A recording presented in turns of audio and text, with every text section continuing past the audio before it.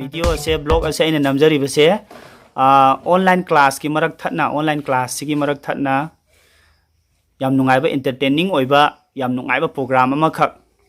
Heinou chabai competition hariba sida leiriba nipa ani se amana mingam tairo aigina Raj amana aigina Abomcha Abomcha amasung Raj na sigi sida leiriba Heinou mari amasung Morok khara leire thumga mi amamamna Heinou ani ni chadoini aduga khwaire hena tuna chaba mi duda aina ngamjaba mana puning thoga poina pijagani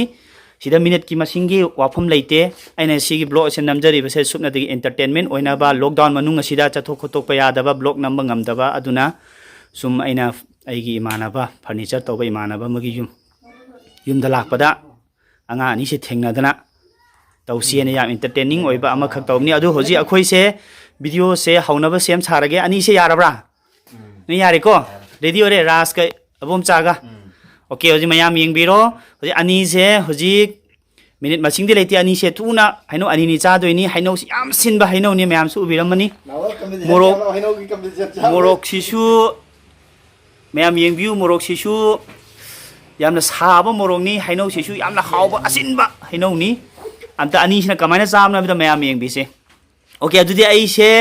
ready 1 2 3 ana haijara ke aduga ani se saba hoba yarni ko yare ko mayam ani mag yare ready lere okay ready 1 2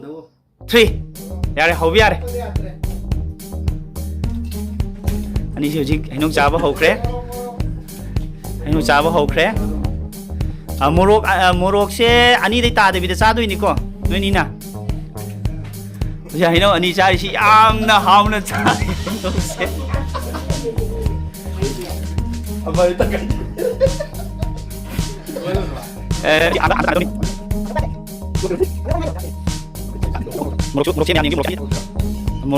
morok se mayam ne yengbiu morok se ani de ta de bida chara ga disqualify ne ani de helaga chaning ba chabi ai ani de ta ba tara ga disqualify ne asi masana yara ga chaba naktani ngamgani haina okay Raj ne hoji morok amadi phajina chikthakre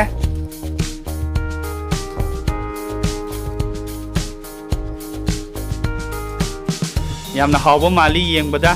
khoi si tin kut kut yoli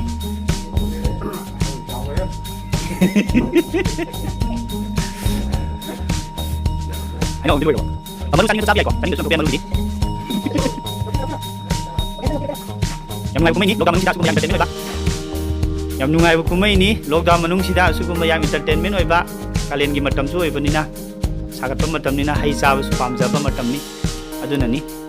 commission ai aina sum mayam nungai na sum sinja bani entertainment oina ba tadi mani thindari kaya morok kya tanah no tanah kya mon tengah morok kya sorry tu le masing do kena lagi kita tarik masing do kita khado piram matai gi ai do tare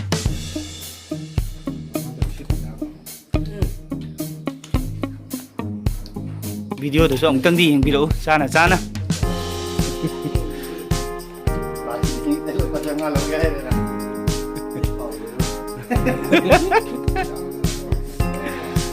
Heinou se yam sinba Heinou ni aina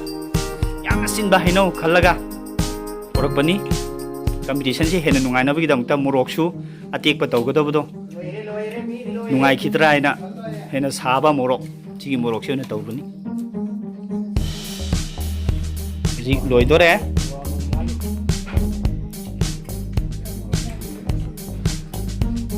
Abomcha bro ani suraba mangka itu makan itu lagi aboji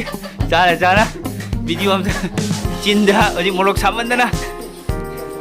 cinda ithorok pa yaure Rajamani gi jadi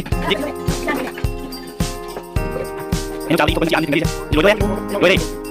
jadi siapa boleh pecah jangan beri kembali morok luar apa Abomcha na hoji sinju sinna Grau chare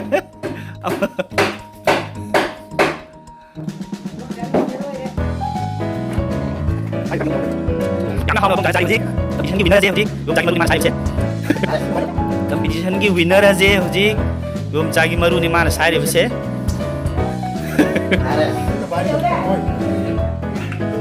मोरक सुलोय rava Chaba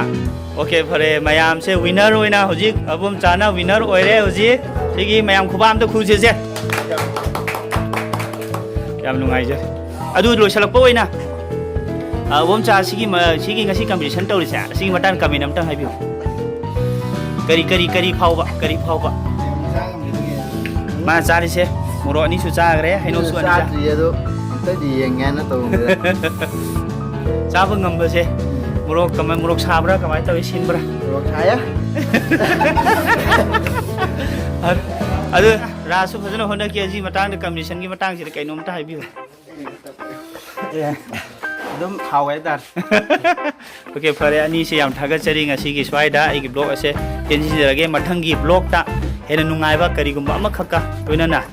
sabo khona baga loinana ai mathang gi blog ta ai namjarake ngasi gi ni swaida ai tension jarage ni se bye bye